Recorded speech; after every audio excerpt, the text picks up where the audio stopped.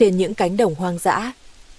Đàn chim sẻ thường phản ứng gần như ngay lập tức trước một mối nguy hiểm đột ngột xuất hiện, nhưng điều kỳ lạ là phần lớn chúng chưa hề nhìn thấy kẻ săn mồi.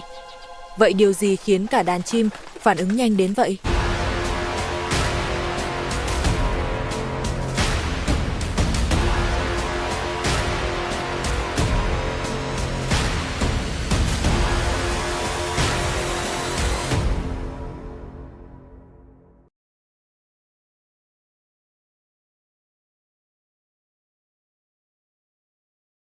Với vận tốc tấn công chớp nhoáng của những kẻ đi săn hàng đầu, âm thanh là một thứ quá chậm chạp. Khi tiếng động của mối nguy hiểm đến được tai đàn chim, thì cái chết đã chạm vào lông vũ của chúng rồi. Để sinh tồn, động vật bầy đàn buộc phải dùng một mạng lưới truyền tin bằng thị giác và áp lực. Bạn tháo chạy không phải vì bạn nhìn thấy cái chết đang lao đến.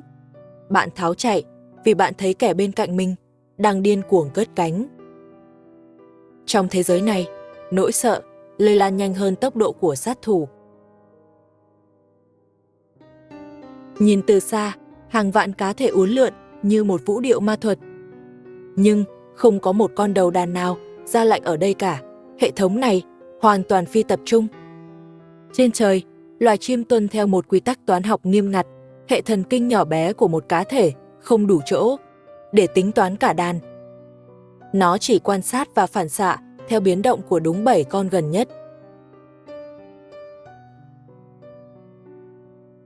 Dưới đại dương, đàn cá mỏi cũng làm điều tương tự.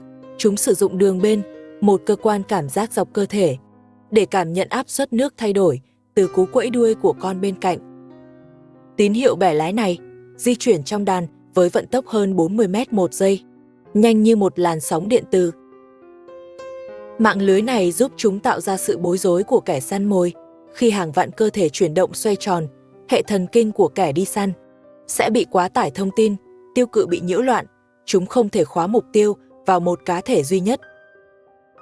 Nhưng tự nhiên không cho không ai cái gì, chiến lược này có một cái giá rất đắt. Mỗi cú giật mình cất cánh, đốt cháy một lượng clo kinh hoàng của cơ thể giữa những ngày đói kém. Nếu một con chim nhút nhát giật mình vô cớ vì một chiếc lá rụng, cả vạn con phía sau bắt buộc phải đốt năng lượng chạy theo. Trong hệ thống này, chỉ cần một cá thể hoảng loạn, cả tập thể sẽ bị kéo chạy theo. Và khi kẻ săn mồi thực sự đến, một nghịch lý tàn nhẫn khác lại xuất hiện. Bản năng sinh tồn ép những con ở rìa đàn phải tìm mọi cách điên cuồng lao vào tâm đàn. Nhưng khi tất cả cùng ích kỷ, cấu trúc đàn bị nén chặt lại. Như một khối bê tông giữa trời, đám đông đã tự bóp nghẹt không gian sống của nhau, tự làm giảm vận tốc của nhau trước khi kẻ đi săn kịp chạm vào chúng. Vậy có ngoại lệ nào không? Có kẻ nào dám đứng im khi cả thế giới quanh mình đang di chuyển? Có, đó là những cá thể già nhiều kinh nghiệm hoặc những loài có kích thước lớn hơn đang chiếm giữ vị trí lõi ở trung tâm. Kẻ ở rìa, thần kinh luôn ở trạng thái báo động đỏ, thấy động là bay. Nhưng kẻ ở trung tâm được bao bọc bởi hàng ngàn cơ thể khác, chúng cố tỉnh trễ phản xạ. Chúng dành ra vài mili-giây để đánh giá xem đám đông có đang ngu ngốc hay không. Chúng ký sinh trên nỗi sợ của kẻ khác, biến sự hỗn loạn của loài nhỏ làm tấm khiên sống che chắn cho mình. Kẻ sống sót cuối cùng đôi khi không phải là kẻ chạy nhanh nhất, mà là kẻ biết từ chối sự hoảng loạn của đám đông. Vũ điệu bùng nổ này chỉ xảy ra ở những không gian mở như bầu trời trống hoặc đại dương xanh, nơi tầm nhìn và áp suất là kênh truyền tin tối ưu.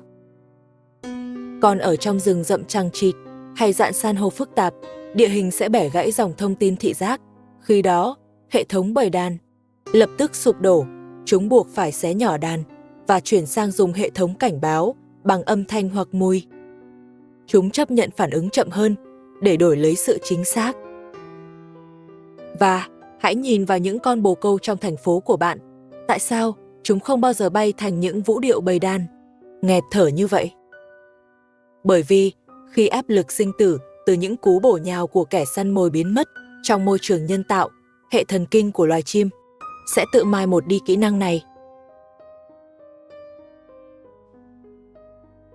Còn đây mới là điểm đáng sợ nhất của trò chơi sinh tồn này. Những kẻ săn mồi lão luyện, chúng biết rõ điểm yếu của hệ thống này. Đôi khi, chúng không tốn sức lao vào bắt mồi. Chúng chỉ xuất hiện lờ lững ở đằng xa, cố tình làm lộ diện bản thân để kích hoạt làn sóng hoảng loạn của cả đàn. Nỗi sợ sẽ tự chạy xuyên qua hàng vạn cơ thể, còn nhanh hơn cả cú bổ nhào thật sự. Một con giật mình, kéo theo 10 con khác đổi hướng, 10 con đó lại bẻ gãy đường bay của cả phần còn lại phía sau. Khi làn sóng hoảng loạn chạy đến cuối đàn, nó không còn là tín hiệu né tránh nữa, nó biến thành một cú bẻ lái mù quáng. Những con ở phía xa bắt đầu tự va vào nhau, tự mất phương hướng, tự rơi rụng khỏi bầu trời. Kẻ đi săn gần như không cần ra tay, nó chỉ cần gieo một mẩu hoảng loạn vào hệ thống, rồi đứng nhìn đám đông, tự nghiền nát chính mình. Có lẽ, thứ cứu sống một đàn chim chưa bao giờ là tốc độ đôi cánh, mà là khả năng tin vào phản ứng của kẻ bên cạnh, trước khi bản thân kịp nhìn thấy nguy hiểm. Trong thế giới hoang dã, kẻ sống sót thường không phải kẻ thấy nguy hiểm đầu tiên, mà là kẻ phản ứng đủ nhanh với nỗi sợ đang lan truyền qua đám đông. Đó là lý do cả đàn có thể nổ tung lên bầu trời trước khi chim cắt thực sự xuất hiện, vì thông tin luôn di chuyển nhanh hơn nhận thức. Nhưng tự nhiên chưa bao giờ tạo ra một hệ thống hoàn hảo, chỉ cần một cá thể hoảng loạn sai, cả đàn sẽ cùng đốt cháy năng lượng vô ích. Và có lẽ đó mới là điều đáng sợ nhất, bởi ngoài kia, con người cũng đang sống bằng cùng một cơ chế cổ xưa như vậy. Chúng ta hoảng loạn, khi thấy người khác hoảng loạn, chúng ta tháo chạy, khi thấy đám đông bắt đầu tháo chạy. Rất nhiều quyết định trong cuộc đời thực ra chưa từng đi qua kiểm chứng, nó chỉ đi qua nỗi sợ tập thể. Có thể đó không phải là sự ngu ngốc, mà là cái giá sinh tồn của mọi loài bầy đàn.